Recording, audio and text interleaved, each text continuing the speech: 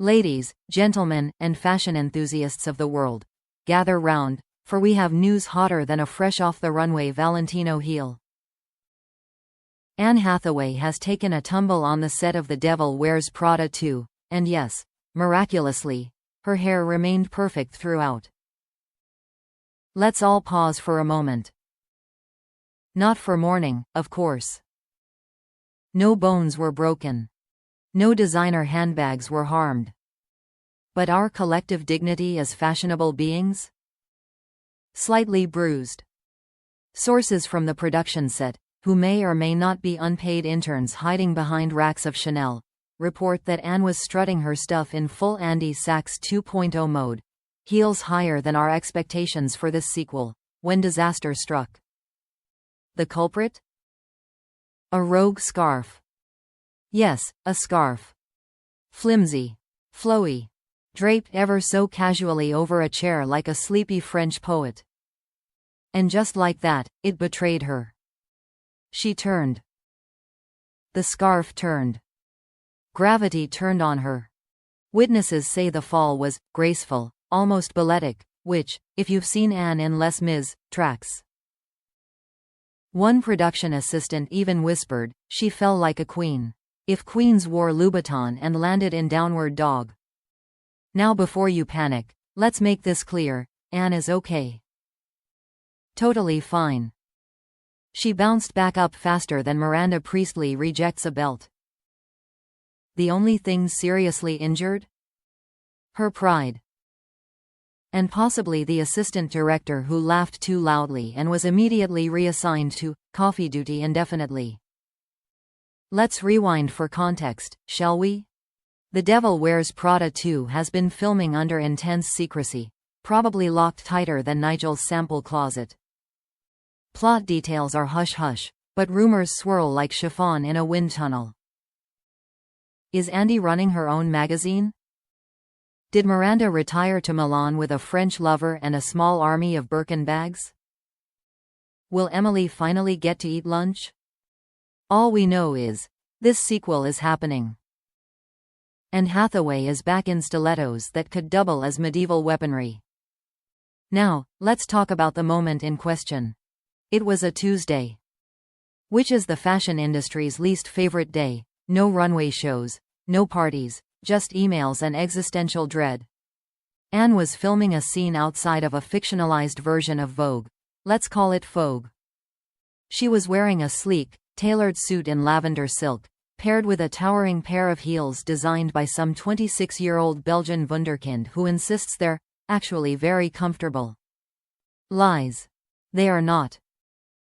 Anne was striding toward a prop cab, looking fierce, determined, and probably humming Beyoncé under her breath, when that traitorous scarf, placed innocently over the back of a chair, by Emily Blunt's character, we assume, because who else would do something that chaotic, slipped under her heel. Boom. Slip. Slide. Down goes fashion royalty.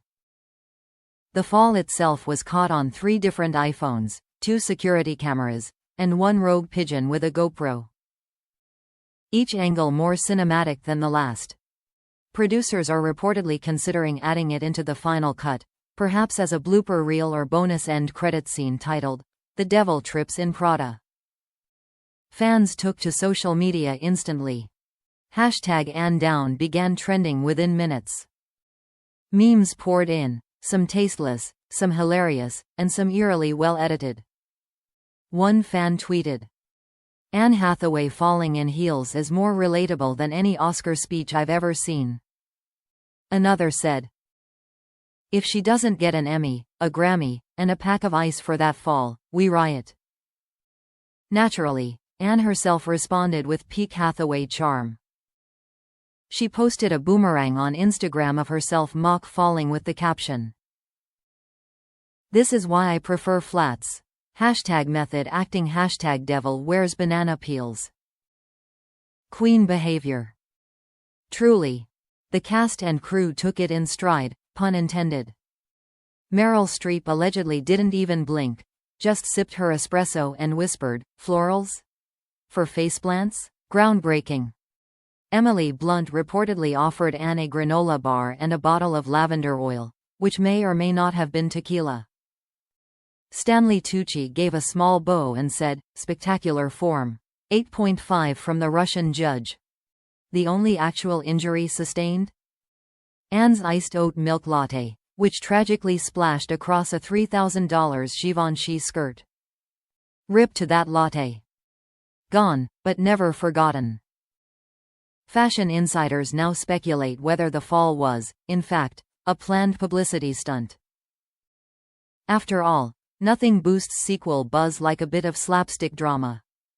Plus, with filming under wraps, any leak, even of someone leaking tears from laughing, keeps the public hungry.